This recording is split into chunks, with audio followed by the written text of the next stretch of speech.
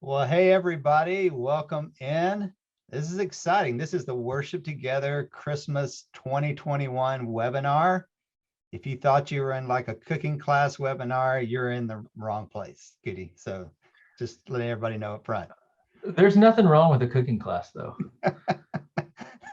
Nothing wrong with a cooking class. No, nothing wrong with it.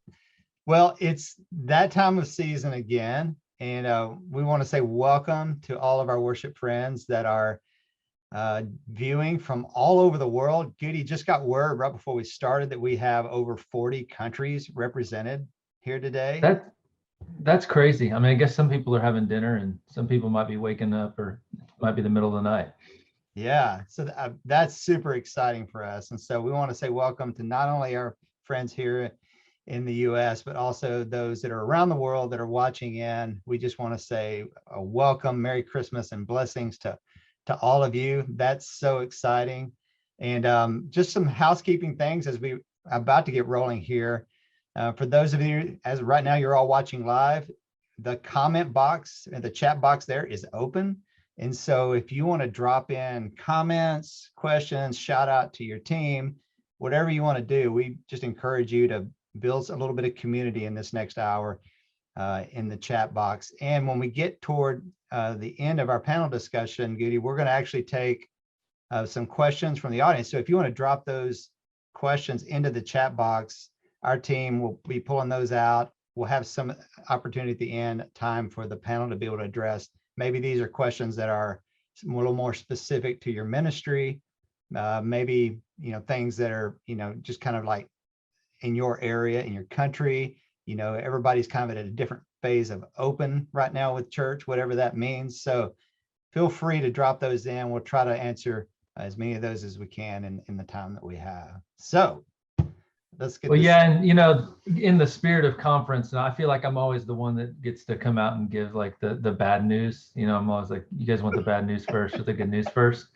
And when we were talking, yeah, I know. So when we were talking about this, we were thinking, man, it would be really cool if Chris Tomlin would jump on with us and share a little bit about Christmas. And no one has probably resourced the church more in the past decade than Chris has, just with new songs and arrangements. And I think every year I've probably done 2 Chris Tomlin Christmas songs, in my sets at church. And so, the good news is that he was planning to be with us today. The bad news is that, given the state of the airline industry right now and flights and a few other things, he is not going to be with us live, unfortunately.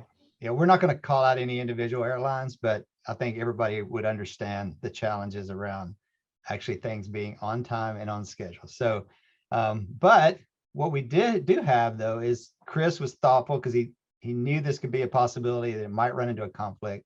So he recorded a video message specifically for us today, and he wanted to encourage us, didn't want to have the opportunity to encourage you and to bless you today. And so let's take a look at what Chris sent over.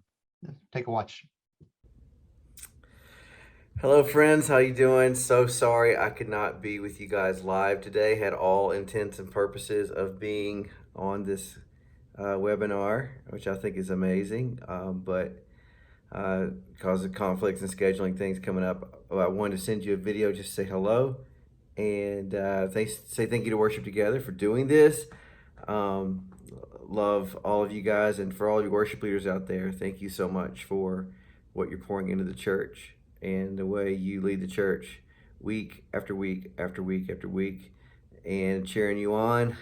One of you, we are together in this, and so just saying God bless you. And as we think about this Christmas, as you know, Christmas for me, many of you know, is I just love this music. I've been able to make 3 Christmas records now. I'm just releasing my 3rd this Christmas, and trying to, around this a live record, this live worship experience is what I've been trying to do when it comes to Christmas. I want to really capture these songs in that way. I noticed years ago something that I thought was interesting, that Christmas is the only genre or only holiday that has its own genre of music. And I think that's just really crazy when you think about it. And I think the reason is because Christmas started with the song. It started with the angels, right? It started with those angels that pronouncement, the heavenly host filling the skies with the shepherds and saying glory to God in the highest, and praising God, saying glory to God in the highest. And we've just been singing that song ever since. And that's what we do around this Christmas. That's what we do around this year, this time of year. I love it. Some people think it's a challenge during these times of leading the church, with these songs, especially these traditional songs that have a million chords in them and all that. And how do you make them fresh? But I just think there's some of the best written songs ever. Oh, come all you faithful, hark the herald angels sing, oh holy night, just to name a few. Some of the greatest songs that have ever been written in the history of music. And I'd love getting to this season every year of doing these songs. And so for this record that we made called Emmanuel, God with Us, we took some of the traditional songs that people have loved, and like I've done in the past, try to write a few new songs as well that hopefully helps the church, hopefully gives you guys something to lead, and all of us to lead it together.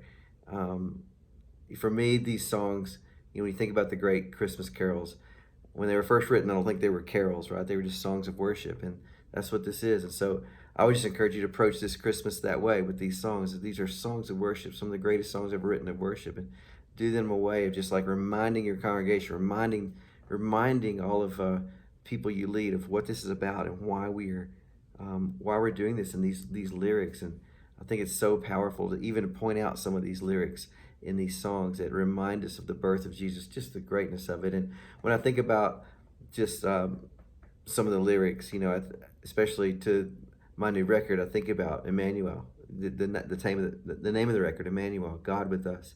Emmanuel, the word, the name that changed history, that changed the world, that changed everything, and how special and powerful that name is to remind people, to remind us, to remind ourselves and our people that this name, Emmanuel, God with us, is true. That God came and dwelt among us as Jesus, the Savior of the world.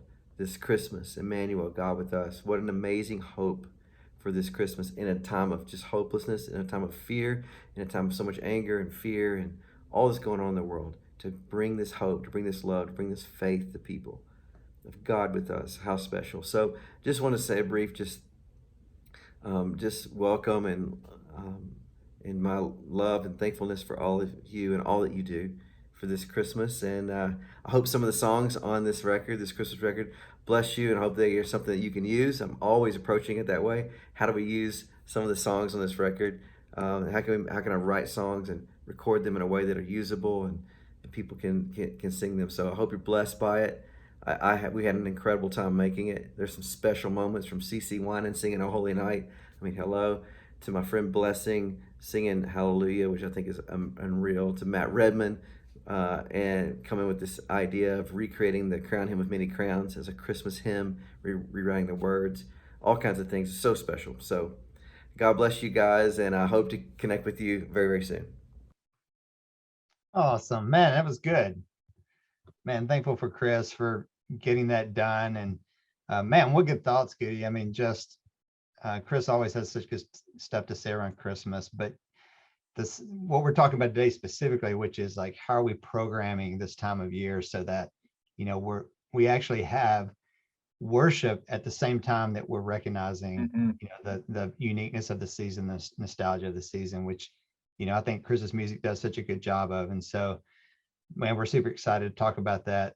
I was just looking at the chat, man. I was getting stoked. I love all of the sign-ins from around the world, man. Just a few shout outs, but we got New Zealand in the house. We got the Philippines. We've got Germany. We've got Mexico, Colombia, Botswana. Crazy. Man, you guys are rocking my world. This is so cool, just to gather these folks. Amazing.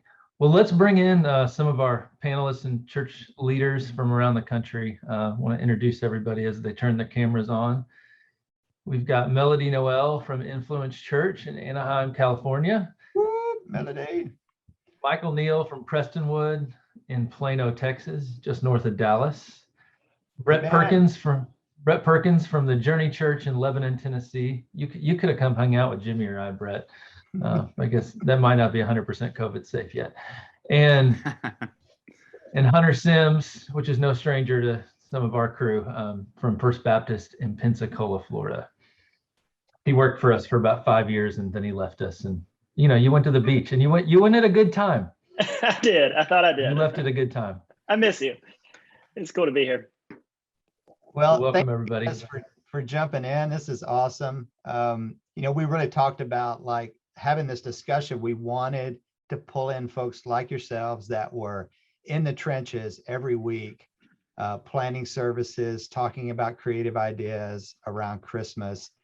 We didn't want to talk today so much philosophically as we did, just really get into like, I think all of us that are involved in worship ministry we're looking at this year like maybe a little bit differently, than prior years, just because last year was like so weird and everything like that. But we really appreciate you guys jumping on and taking the time to talk to us. So let's jump in. I mean, let's start with a positive. Okay, let's talk about 2021, and I'd love to hear from you guys. Like, what are you guys excited about? Like, what's happening in your churches? What's happening this year around Christmas that you're just super stoked about? And maybe Hunter, let's start with you, man, since you're your ex-staff and all that.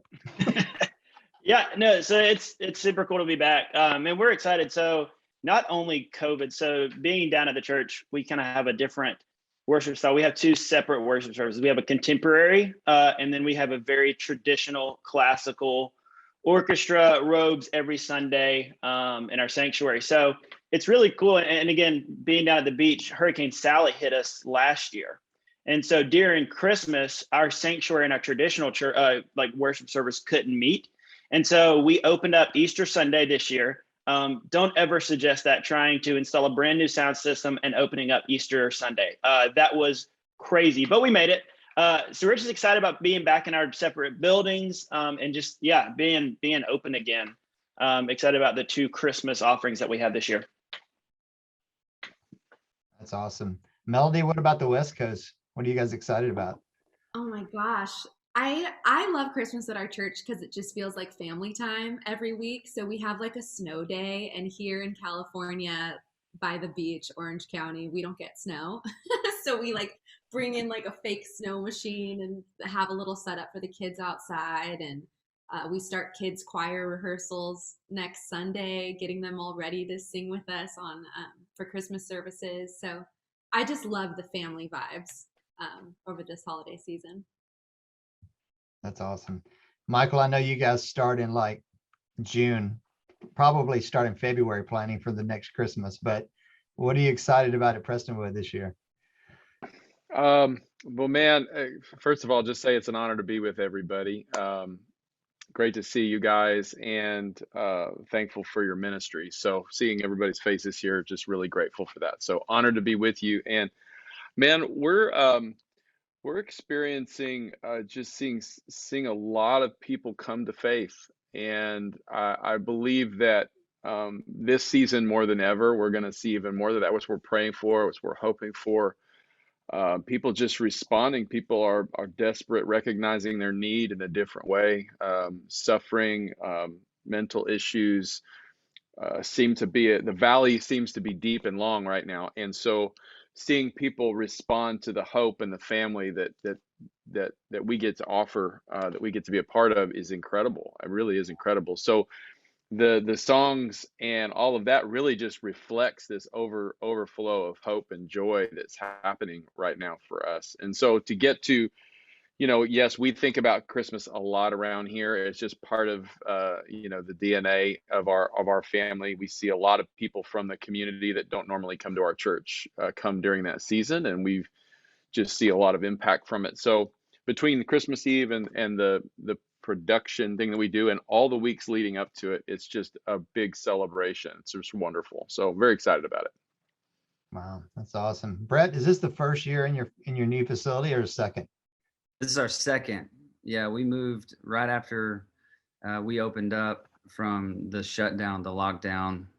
We opened up in a brand new building. So like during the COVID quarantining, we had this season where we were moving buildings. And so not only were we away for 3 months, but we also were starting fresh in a brand new building. So, and actually, to what Hunter was saying, we were planning on opening on Easter last year. So it's good to know that it was a bad idea. Terrible, but we did it. I saw somebody in the chat said they did it too. Opened Easter. Hey, that's great. I mean, it sounds awesome whenever you're thinking about doing it until, I guess you do it. I don't know. But yeah, this past year has been amazing. We've gotten to add a bunch of pastors to our staff and start a bunch of new ministries. Our pastor's starting a new ministry where he's breaking down theology. It's kind of this rubber meets the road theology ministry. We've started writing music from our church. But as it pertains to Christmas, the big thing that we always do here is Christmas Eve. We have a candlelight service. So we're kind of, it's actually pretty low key around here until then. So it's sort of a flex schedule, if you will. We don't really over program it, but we do put some stock into that. Awesome. So without giving away like anything, you can say no. You can say no to this question, but like, what new Christmas song are you guys introducing this year? If you're willing to give it away, and we can all keep it secret if everybody will agree to not share. We won't repost this part. This is kind of new. I'll go. So this is kind of new from last year, but I love Passion's record. I thought it was so worshipful, and there haven't been too many, I think, just like up the middle lane of worship Christmas records, if that makes sense. I think they were really intentional with how they wrote, and the way they opened the record with "Oh Come All You Faithful, His Name Shall Be" is huge. It's probably my favorite right now. And we did it last year, but it's still kind of new because you only do it once and you do it for 1 month. Yeah, and last year kind of didn't count. Like, let's be real. Half of our Christmas Eve services got canceled. Right. So like that's 2 days big before. one. Yeah, that's a big one for me.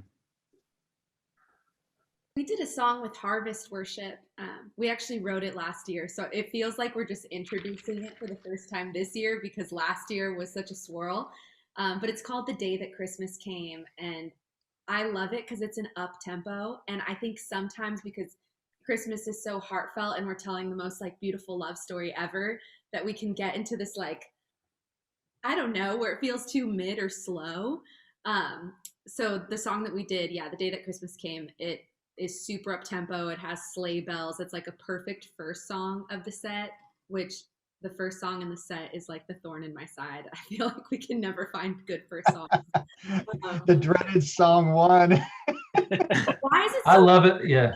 And I love it when the drummers show up with sleigh bells. I mean, it is the most wonderful time of the year. It's the best. Melody, that's a good point of like last year being sort of such an odd year for music. Like, we didn't really introduce anything new. I think we were just trying to figure out how to get through the service, and like nobody, wanted to like try to do anything new. They wanted to do things that were well known. But so this year, like, we've got this year's new Christmas music to choose from, but also like all of 2020's music is all new to our church. And so Christmas Day, I think, is going to be our new Christmas song this year. And that's a good song one, Melody. That's you could start that right at the beginning. It's not super upbeat, but it's kind of a mid. Notes.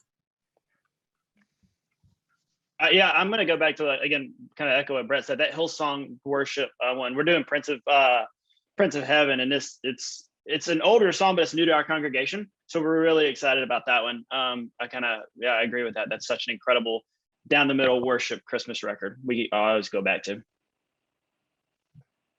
Michael's not going to give away what's going to happen during the Christmas special, but we might get Christmas. I was waiting to hear what everybody else said, so I had an idea. We're doing. It's not brand new this year, but I'm really looking forward to doing "Light of the World," "We the Kingdom," "Light of the World." Love that, and also love Christmas Day off of Chris's new thing. There's lots of stuff we're doing that is that we've written, but that's those two are more I think more universal and common that we're going to do. I think they're going to be great.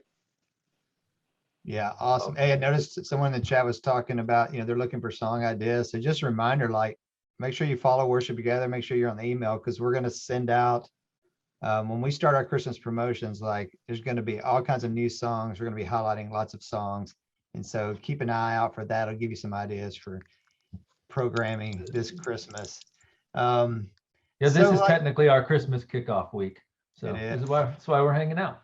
Right. That's why we're hanging out. So are you guys approaching, or your church approaching Christmas a little differently this year, just because last year was so challenging? Do you feel like you're doing more, less? Talk about sort of like maybe compare this Christmas to maybe a 2019, whether it feels the same, whether it feels different in any way. And maybe Brett, we'll start with you. We're not really approaching it any differently. Last year, we were open full on by Christmas. So I think there will be more people who show up this year. We're anticipating, just because more people are comfortable getting out, whether it be for, whatever the reason might be. So we're not really approaching it any differently. We're just more so the systems and processes of handling more people is what we're trying to focus on. But as far as programming, we want to present Jesus. We want to present the only hope that people have. And we just want to be really clear in how we present that. Yeah, for us, we're doing it way more of an outreach than last year. Last year, we because again, our 1,400 person sanctuary, we had to meet in our 600 person room. And so we had to do that a little bit differently. We didn't, I guess, market it, do as much of an outreach, but this year we're excited because where our church is located, we're kind of on top of the hill right down by the bay. And so we're kind of just pushing it to people, say, hey, come, it's a free event. We're going to push the gospel, obviously. But we're really excited about being able to open the doors to more people in the community. So that's one thing we're doing. Yeah, Michael, feels like this is a great year for just to reach, as you talked about, just reaching people. A lot of people are hungry, and they just, they need connection. They need, to hear from God. And so feels like it's a great opportunity for the church. It absolutely is. And we're just trying to get as excruciatingly intentional as we can with the things that are attractional, moving them further into the lifeblood of the church, so the things that they come to experience that they just hear about, how we actually connect with them and their families, and how we serve them is really important. So trying to connect the dots from, hey, I came to see your Christmas show and I brought 20 family members and it was really fun, to hey, what are the needs in your life right now? How can we come alongside you and let's stay connected? Because so we're really kind of trying to leverage the fact that we're able to do this. We don't take it for granted, one of these gatherings for granted. And but there's nothing terribly programmatically differently. We're just very excited to be able to do it. So that's awesome. Melody, does it feel any different for what you guys are planning this year versus, I guess you can actually have services without the fear of being fined this year?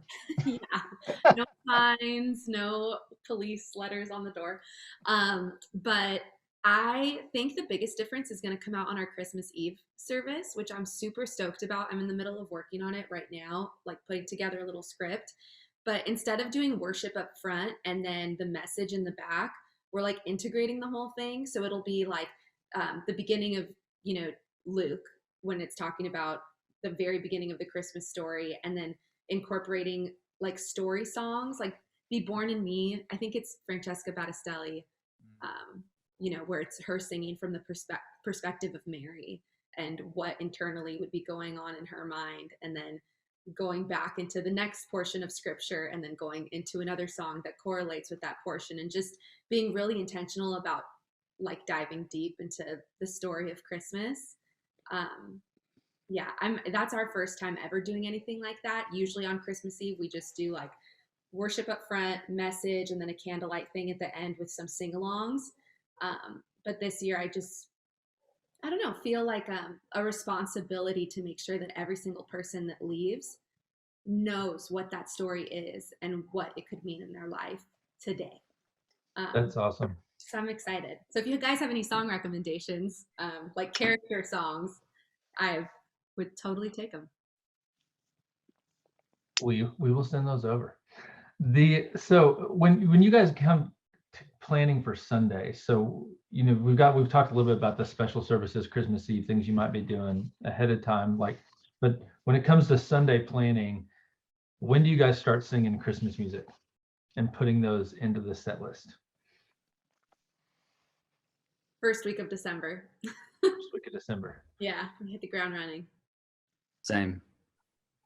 So do you go full bore? First Sunday after Thanksgiving is the 28th this year. So Melody, will you guys start the 28th? Yes. Well, what's the December after that, or the week after that? That's like December 6th or something. Yeah. So it's either like the Sunday after Thanksgiving is the 28th, and then December 5th is the following. We'll start December 5th. I feel like December is the go time. You need a silent night before you kick off, right? 100%. We don't want people to get all upset that we're rushing it. And do you guys go full bore, like everything Christmas on those dates, or do you throttle it in a little bit? We'll start introducing we'll definitely sing the new song every week leading up to Christmas, just so people get familiar with it. But we usually have a 4-song set. We'll probably do 2 Christmas songs a week. Okay. Yeah, for our contemporary, we only pick about a 6-song library. So we don't just introduce we don't do like 10 to 12 different songs throughout the month. We'll start on the 5th and slowly start to do those again. So by the 3rd or 4th Sunday, they're familiar with it and they know it. So it's just not new songs every Sunday.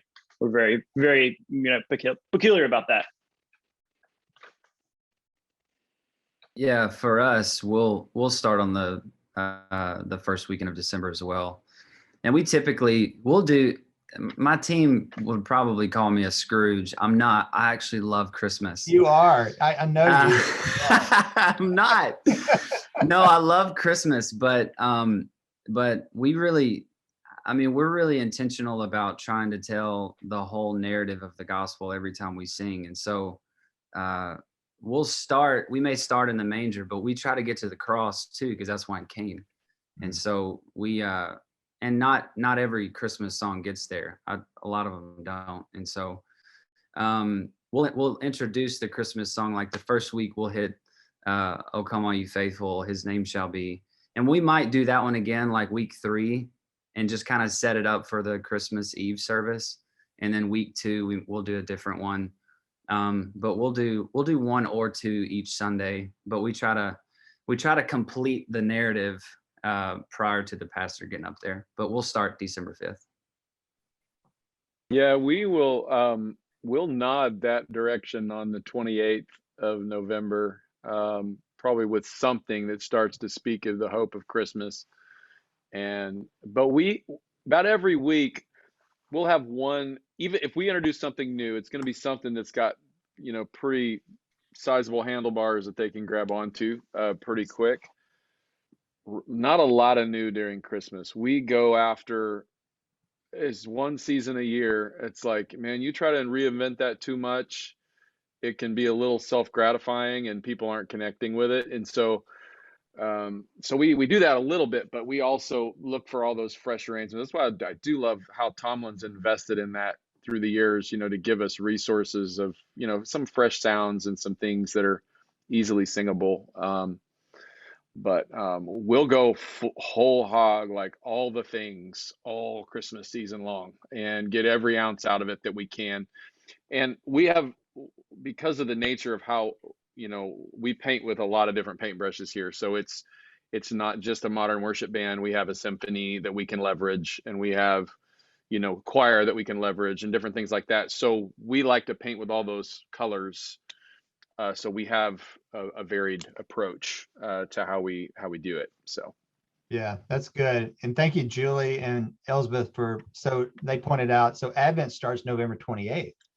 So just to put in your back pocket. So if you're more of a liturgical church, you're probably starting on the 28th with some songs. So Gutie, that's, that puts you in the, that's basically, if you're counting December 26th, that's 5 weeks, right? Yeah, the 26th is a whole nother conversation. I feel like that could use its own webinar on giving people a break, and should we meet that day after, like, wearing our people out for. But the Christmas trees are still up. They are still up. They're still up. What do we do? Yeah.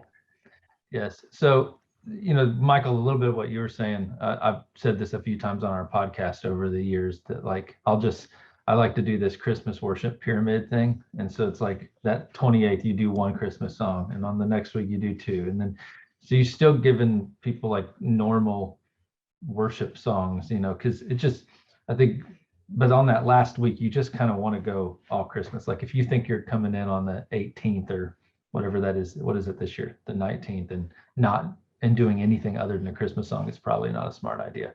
Yeah, you hear that, Brett? You gotta do all Christmas the Sunday before Christmas, dude. Don't be pulling out like.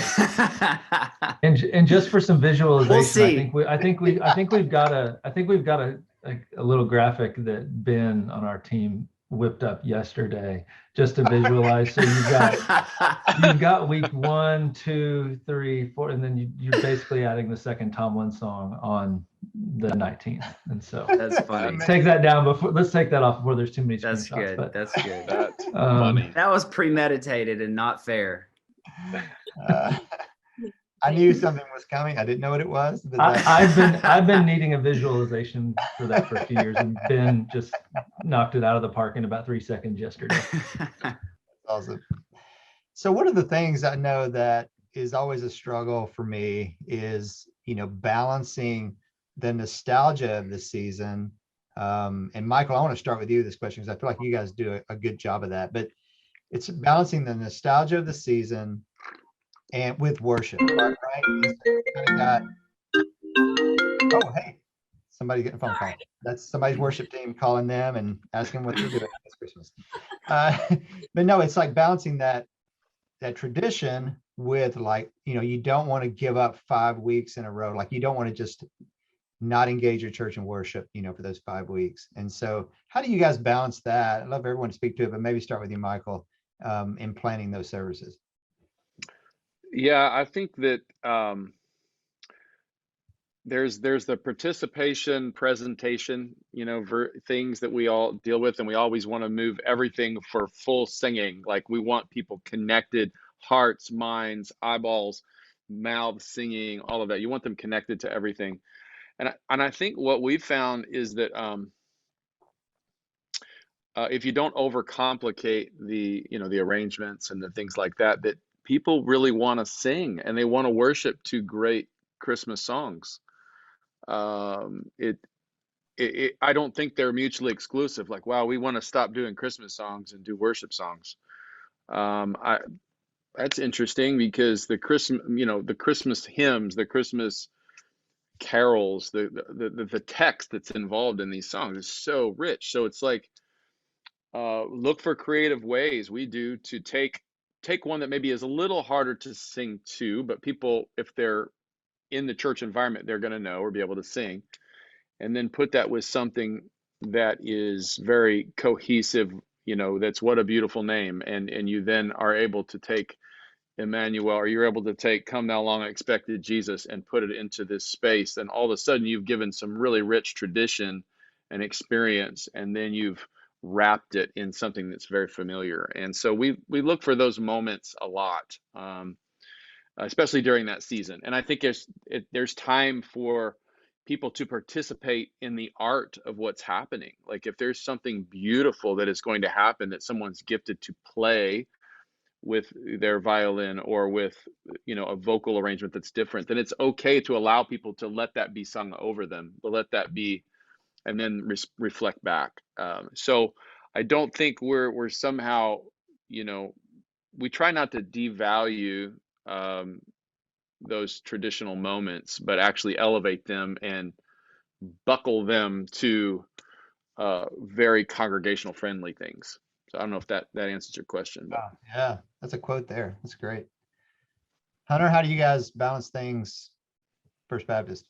Yeah, so one thing we don't do is we don't introduce a ton of songs. Again, new Christmas songs are introduced all the time, but you go back to like A Joy to the World or Oh Come All You Faithful, those lyrics, like Michael was saying, they're so rich, and it's something that you just bring a new light to. I love doing those older songs, but honestly, in between, like having a pastoral moment and saying, hey, really think about this. You sang this song your whole life, but it's so rich and so full. And so, to echo Michael, we do it in new arrangements just to kind of, make it a little bit easier, make it a little bit more attainable for the everyday singer. But that's kind of how we handle it. Yeah, that's Brett, that's kind of was hitting a little bit at your point of like, telling the story of the gospel. I love Michael's idea of these mashups, between like, how can you, do a, put on like another song, or like with, kind of this like this is written and, Passion Hill song, they've taken the traditional lyric and melody, but they've added something new and fresh to it that make it feel, more broad, or give an expression or a response maybe that wasn't there before. So how do you guys manage that?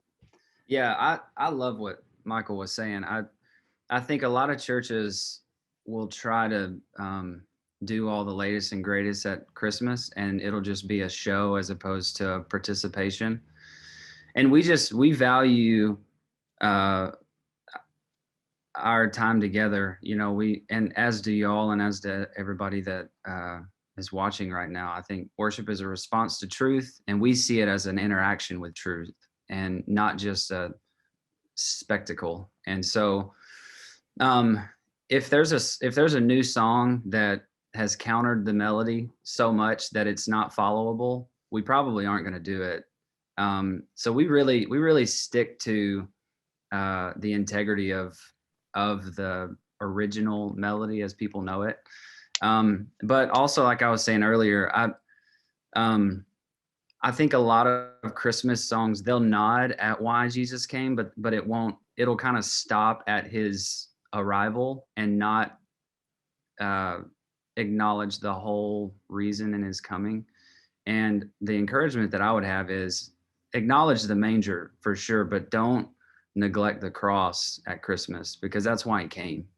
That was on his mind when he condescended to us and the word became flesh.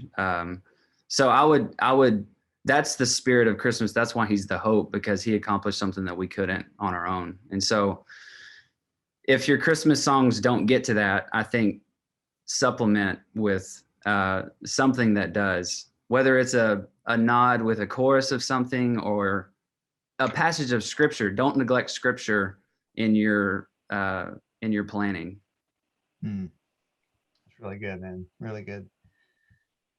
Yeah, I feel like it's such an interesting question, because I've never felt that in our services where I'm like, oh, we're just going through the motions of Christmas songs, because we never get to sing Christmas songs, until this time of year. So the words always hit.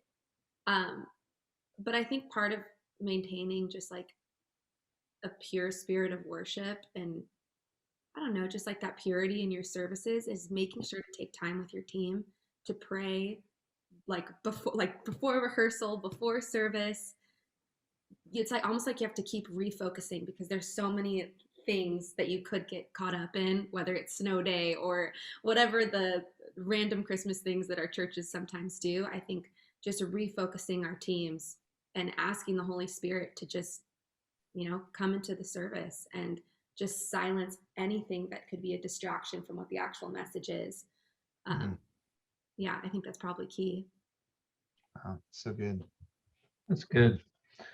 So, Michael, I know you guys have a choir, like probably one of the most iconic and largest in the world, but when it comes to church choirs, but how do you guys utilize the choir across the different things you're doing? And then Brett, Hunter, and Melody, like, do you guys have a choir in your church, and how are you utilizing them during this season? Yeah, the choir has been a part of DNA here, from all the way from 3-year-olds all the way up. So children, students.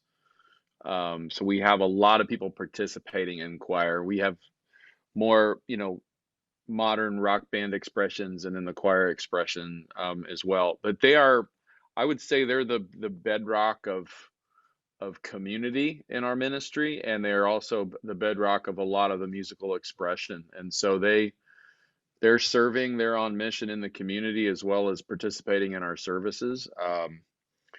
But they're in all the weekend experiences. But when we get into Christmas, because of the nature of the show that we do, I call it a show. Don't anybody get weird. It's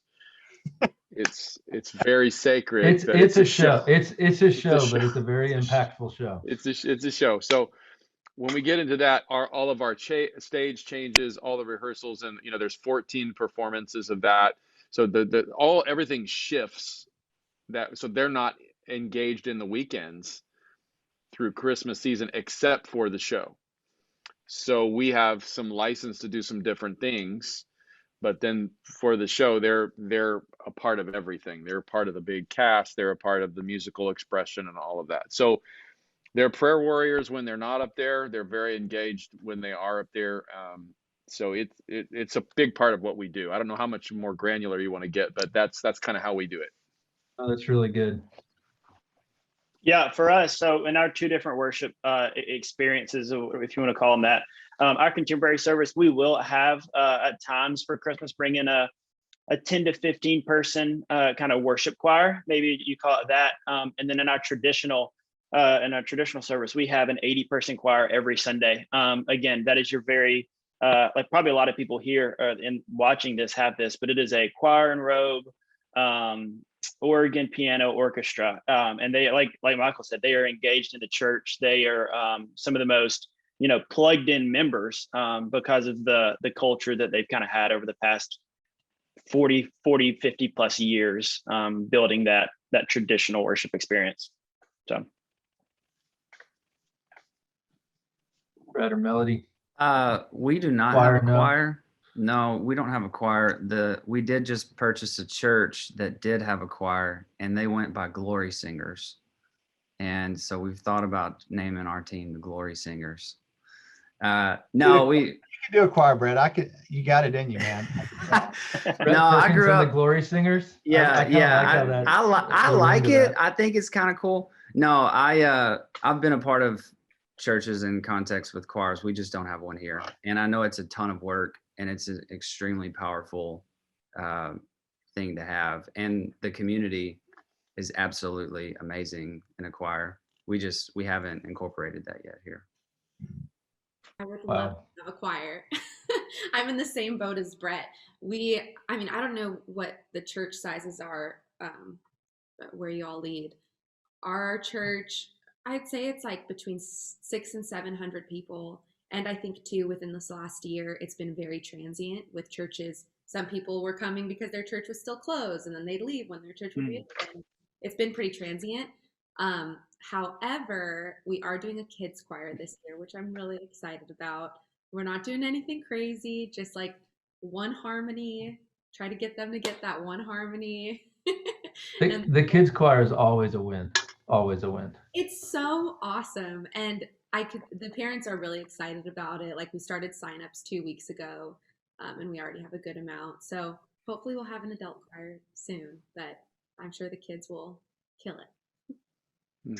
Yeah, we got a couple more questions. So we're starting to get some questions coming through the comments. So those that are watching along, if you have things specific, we're pulling some of those out. We'll try to address some of those here at the end. But this is a thought for me going into this season for my family, but also I think about our team. But you get into Christmas programming and it's everything you normally do at church, but then there's all this the extra. It's like every service requires extra attention because you're learning songs that you haven't maybe done ever before, or that you've done a year ago and you're having to go back over. And so like everything feels like it just takes more time.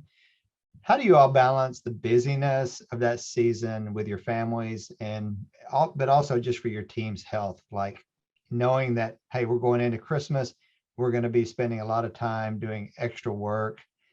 How are you as a leader for your teams, making sure that you've got time for family, that nobody's getting burned out?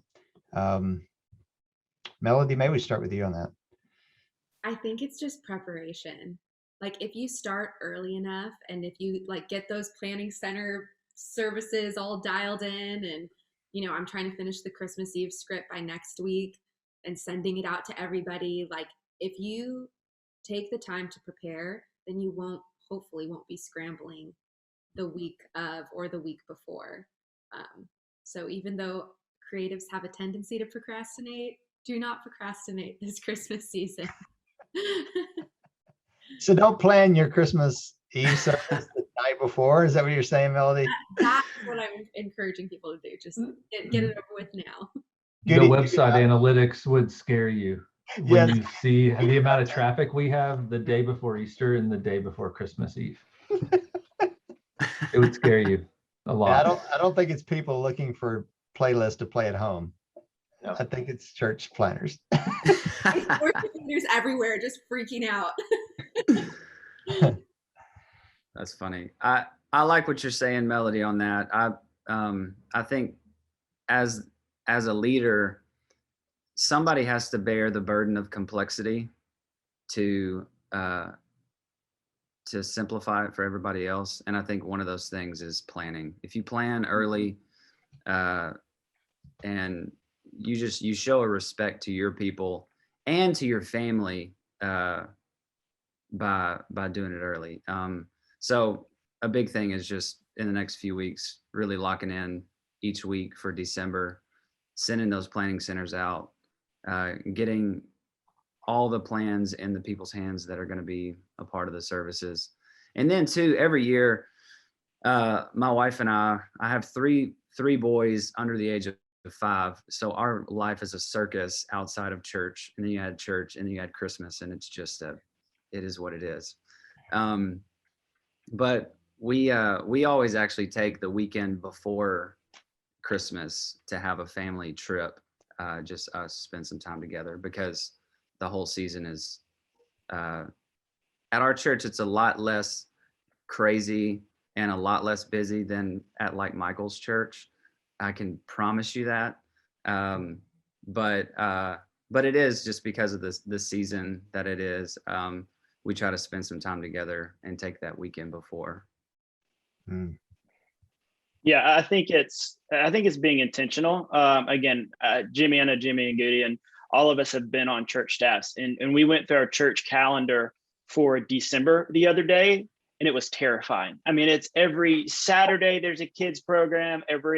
We do our traditional on December 5th right out the gate, and then our contemporary has theirs the next weekend with rehearsals. It's late nights, it's early mornings. And so really being intentional about saying no to certain things. I think we need to remember that. I think a lot of times being on church staff, we have to say yes to every Sunday school party, Bible study party, but really protecting that time. I know my wife has been good about reminding me. I mean, she grew up a staff kid, but realizing that, hey, there is a family there, and to go back to that. Brett, I love that, taking the weekend off. I wish I could do that. I'm going to schedule it in next year. But yeah, just really being intentional about your nights when you're not at the church till midnight, programming lights or running slides or doing rehearsals. So yeah, just being really intentional. Yeah. Brett, I love that quote. Someone has to bear the burden of complexity. Is that what you said? I heard it from somebody. Right there, I can't say that that's mine. I heard somebody say it. I don't know their name, but I heard it. I'm pretty sure. That's a good quote. I'll tell you, just from our perspective, because our Christmas planning usually starts in January, so it's a year long and sometimes longer than that. But there's a lot of complexity that we deal with. But what's interesting is we've gotten, and I love your word, Hunter, intentional about leveraging times and making sure that the teams are tagging up and tagging each other in and out of situations so that nobody's getting crushed. And then we invite families to join us. So bring your family, bring your spouse, and we have Christmas dinner together for every show. So there's Awesome. people and kids all connecting during those times, and then we leverage those times to encourage, to pray for, to so it's really intentional, and it's very complex. There's a lot of Excel spreadsheets that I don't deal with that kind of schedule all this and all the rehearsals that happen and all that. But at every one of those junctures, we're trying to incorporate the family, because I know there earlier in my ministry, I just, wanted to get the gold star so bad, and having that achievement mindset, and so I would burn the candle both ends and in the middle, and then expect everybody to do the same. And I think now valuing relationship and health is just paramount, and so we can't go the distance unless we do that. And there's no gold star for being stupid about that. And so we really try to get smart about it. And so I put in charge the people that are really good at that, because I'm not. They're really good. They're really process oriented. And so integrating people into the flow has been game changer. Mm. Yeah, I was just, as you were talking there, Michael, I was reminded that, it's like there's two different types of tired, right? There's like the exhausted tired, when you are just sort of like frustrated, or it's kind of like a, not what you're expecting kind of tired. And then there's the tired where you're really fulfilled and something really great just happened, and you're really tired, but it's such a sweet feeling because you're that you just came together. And so it's reminded me of like making sure that like our teams know, like purpose wise, like what are we about? Like this is more than you just running slides this week, Hunter, or lights, or this is more than you just being a drummer. We're a part of a bigger plan, a bigger purpose here. We're presenting the gospel to people that have never set foot in our church before. And, just doing things like that. I'm thinking even like rehearsals, like, if you've got to have a longer rehearsal, being intentional, like bringing in like some really great snacks and coffee and stuff like that, just to show the team is like, hey, we know you're spending time away from your family. We really appreciate it. I love that. I think if you set up for that, you can still kind of, do those longer hours, get done what needs to be done. And at the end of it, everybody feels, tired, but fulfilled in the end versus depleted, if that makes any sense. Well said. Yeah. All right. So here's the big question. We're going to take a little bit from the audience, but December 26th, what's the plan? We've already had straw poll on the Worship Together team, but I'm interested to know what you guys are doing. I'm going to start with Hunter because I have a feeling I know what Hunter's church is doing. So tell me what your service looks like Sunday, December 26th, Hunter. We will still have, we'll do actually a one worship. So that is when we bring, I might throw you off here, Jimmy, but this is actually when we bring both services together. And it will actually be one of the 4 to 5 times a year that we have more of a blend. Our contemporary and our traditional do something together. It's really special. It's one of those Sundays that are a lot of fun. It takes a lot of stress off because there's more people bearing the weight. So yeah, that's what we do on the 26th. There will probably be a Christmas song sung. But yeah, so that's the 26th for us. Melody left because she doesn't want to be put on the hook. No, she's taking the 5th. 26th. Yeah. Block out dates. Those are my 3 favorite words right now. I'm like, if you will not be here on the 26th, let us know now. But yeah, I mean, we're having one service, 10 a.m., which we normally have one service, and just the regular format. But honestly, it always is the availability thing. A week before, people will be like, oh, going out of town and whatever. So I'm reminding people now, enter your blockout date. If you won't be here, just let us know. Planning Center tip from Melody Noel, blockout dates. Yes. Great tool. So Brett, is it you and an acoustic guitar on the 26th? As of right now, we're planning on full band. So but that could change. It could change. Your band hasn't blocked out their dates yet. They haven't blocked out their dates yet, though. They'll text me, Merry Christmas, and by the way. Yeah, deuces. No, so I don't know who makes the hashtag puppy day, hashtag pancake day, hashtag whatever day, but I think whoever it is, we need to tell them that the 26th is going to be hashtag National Joy to the World Day. I think that's a great song to do on the 26th. So let's do it. Let's make it happen. It's awesome. Michael, what about Prestonwood? Love it. Yeah, it'll be. I'm not sure because I won't be here. But He's already blocked out. Michael, He blocked it out. I blocked out. Pro tip: block yourself out. Block yourself out. It's called intentionality, guys. We need to have a little lesson on intentionality. No, it'll be simple, a little bit simplified. It'll be one service. We normally have 2 or 3 depending on the campus, and it'll be very simple. And we'll likely leverage that to not try to do business as usual, but we'll try to make something smaller special. Yeah. And maybe nostalgic, or it'll get simpler for us. That's also That's also historically National Student Pastor Preach Day too. So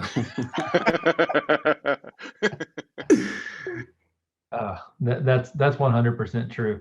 Well, I'm gonna have to commend Kim from New Brunswick, Canada, she just wrote "Day Off" for us, which that is my stance. It's like, if you're gonna do 3 to 4, it's okay to take a Sunday off. And I know there's a few churches around the country that do that, because it's a tough day because when you think about that down to kids ministry volunteers and all those other things, you're either gonna have a babies crying in the service, or you're not gonna have kids volunteers that day, which is tough. But Kim also put a question through, and which, I think this is really good for it, and helps us all to really think about, just everybody that might be walking into church, and then all of us on this, they're planning church. Like, we're all not in the same boat.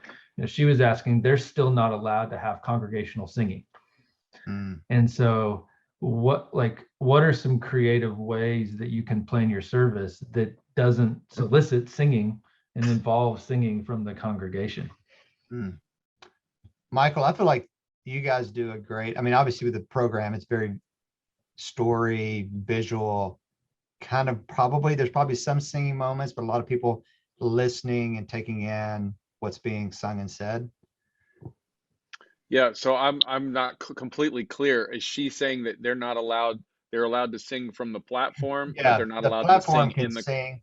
The platform singers can sing, but the congregation can participate. Oh, okay. I would probably be looking for interactive ways to engage the community of faith, whether that's through reading, call and response, to responding in some way so that there's engagement. That through a narrative, through story, I would really leverage story in those moments. But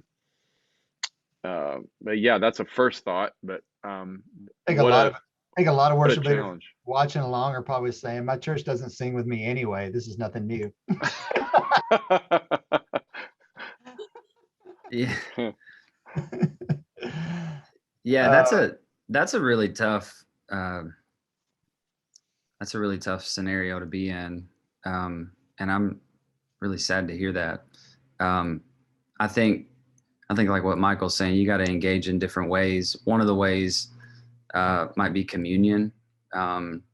It's not singing, but it is a contemplative act of worship where you're thinking about the reason of Jesus's coming, and you're addressing your own sin and the hope beyond yourself. And so communion's one way. Prayer moments throughout the service, and it definitely puts more of a target on the things that you're singing. You got to make sure that you're singing truth, and you have to make sure that you're sharing the real gospel with your people. But man, it's really a sobering reality to know that there are churches that are still in that place. Mm-hmm. Yeah. And, obviously the Lord knows what you can do, what you can't do. And so I like that idea, Brett, of making sure that what you're singing, you're still, whether you're opening your mouth and exhaling air or not, if you can still be worshiping in the congregation, and then you could still be, quote, singing these words.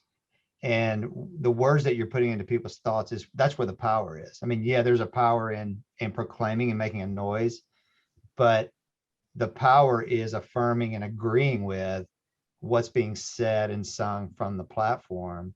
And so, I wouldn't get too caught up as any worship service, like you can't get too caught up in how people are responding from a physical sense.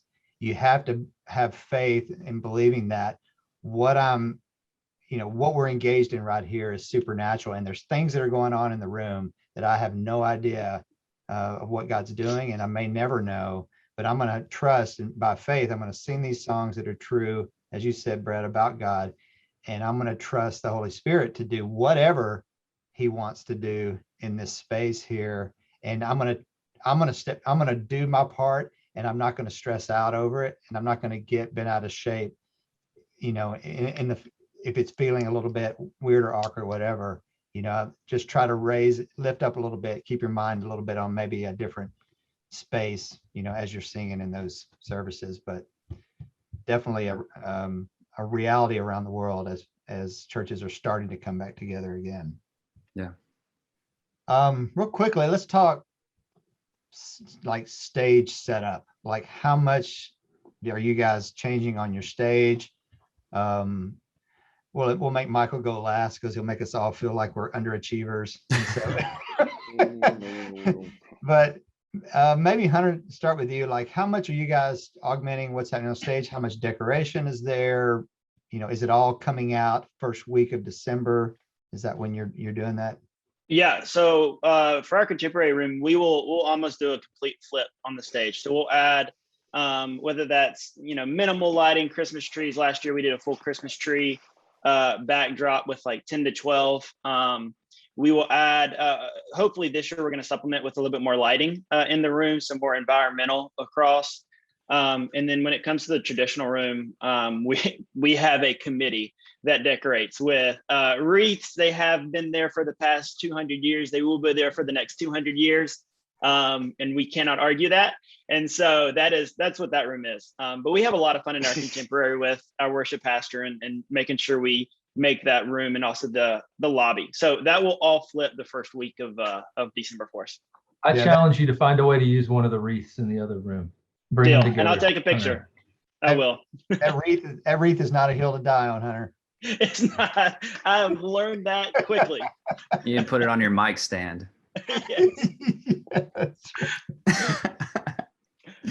Melody, do you guys flip at Influence? Our stage isn't that big to like have other excess things there. You really see the visuals just from like the LED screens, basically whatever we put back there. So I know that they do change that up. I am so bad with all things visual. I'm like a little bit colorblind, so that's not my department.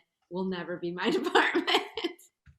So we have a team that is in charge of the design, the stage design, and I'm sure they'll do something beautiful. My favorite part is the decorations that happen around the church. So like the lobby, we get this giant tree, like the toy drive section, just all of that stuff.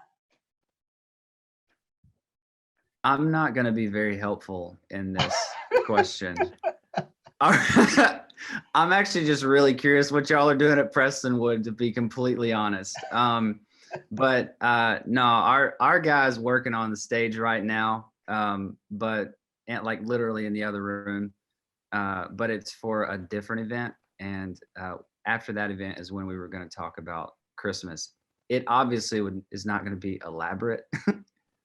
So I can't be very helpful. I see Scrooge. Come on, man. You ain't got to call me out in the comments. I'm not Scrooge. I love Christmas. You realize you sent that to everyone, Jimmy, not just our. Oh, man. I've not given myself a very good case to not be Scrooge. I promise I love Christmas. But I'm a little bit, so Brett, we're sort of in the same boat. I think if you're going to decorate for Christmas, you got to be you got to substantially decorate, right? Right. Like Right. you can't just stick up like the one little tree like in the corner and like call that the decoration, because that's when it just doesn't feel great. So if you're going to go, you got to go at least medium size, right? Yeah. Yeah. And I'm a little bit concerned about, like, with this new building, we're still figuring out the voltage and everything. And I don't want to like have a Christmas vacation moment where we're like, check it out, boom, and then we don't have service. So that's what I'm most concerned about, guys. Have a fire and no service. It's cold outside. You can't have outside worship. It's all. Before Michael goes, I just want to give a plug for their Christmas program. Like whatever it's officially called, Michael can share that. But like we went down in 2018, and if I had to choose between going to that or going to some Christmas thing on Broadway in New York City, I think I would choose to go back to Prestonwood to be there for what happened. Like it's that good. And nobody's going to beat the decorations of the petting zoo out in the front lawn for all the animals that walk in during the 3-act program. So nothing beats a live camel outside while you're walking in. Hey, I don't know really what to say. Michael, really I liked your comment before we got started of like, you can have all the fancy lighting you want, and you could launch someone out of a cannon, but really what people want at the end of the day is the petting zoo. That's exactly right, dude. That's exactly right. It's like they've never seen an animal before. I've never seen anything like it.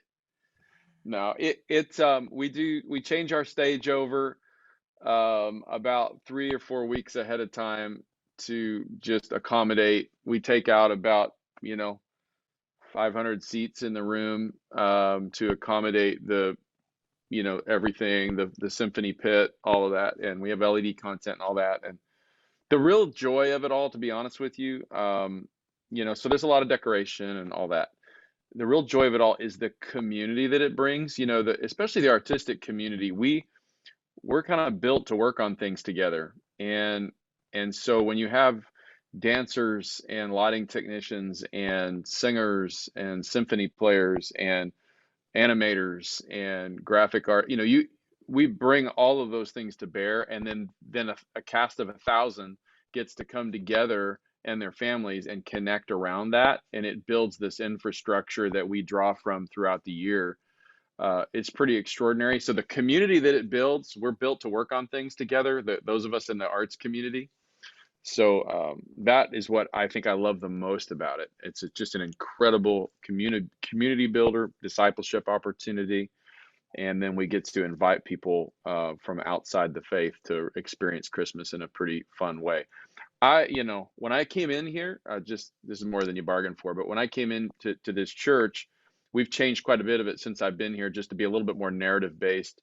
But I was a little nervous about it. I was like, wow, this could be the tail that wags the dog. How do we make sure that this doesn't, rob the weekend ministry, the week out ministry that we have all year long that we need to pay attention to? So there's got to be a lot of intentionality around it. But I will say that when it's purposed and intentional, it's been a blast. And we do have people coming from all over the world to see it, actually, which is why so many tickets. It's kind of gotten to this point now where we don't really have to promote it anymore. But we would love to have you here. And if you're going to be here, please reach out and let me know that you're going to be here. Or if you need help getting here, we would love to see you. But we get a lot of folks coming to see it, so it's fun. Yeah, that's such a good word, Michael. I think just for us all to remember that, like when it comes to production elements and things like this, when you have somebody that's passionate about that, and that's their thing, and that's the way they want to honor the gift that the Lord has given them. Like if we're trying to force lighting, force stage design, force all these things, like it's going to feel contrived. It's not going to feel great. But when there's people that are passionate and in community with each other, dreaming about those things for a common purpose in their community, I think that's really special. And you can see that in what you guys are doing and everywhere. Like Hunter, it looks different for you guys in Pensacola. Like, I expect white sand to be in your sanctuary at some point. I'd be disappointed if it wasn't. And California, like it's just going to feel different. But I think it is a good thing to use the people that God's put around you, and whatever that looks like. Yeah, I love that. I would say use your people. I've learned coming from a culture from Nashville, from my church there to a culture down here.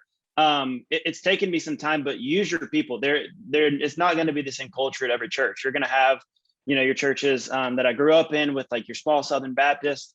But use your people. They want to be used. They want to participate. So don't be afraid to ask for help during this time. I think that's one thing I've learned. Ask for help. Don't do it all yourself, because people will reach out and support. So. Yeah, great word. Well, we just want to say thank you to all of you. Thank you for taking time out of your busy schedules to share and to be a part of this community today. We're thankful for everybody tuning in from all over the world as well to watch along. Gutie, I think we've got something really special, a little early Christmas present that might be hitting. Check your inbox. There's some Chris Tomlin Christmas goodies coming your way. Awesome. Well, we thank everybody for tuning in. We hope that all of you have an amazing Christmas season, a very Merry Christmas. Be blessed and be safe, and we'll talk to you again soon. Thanks, guys.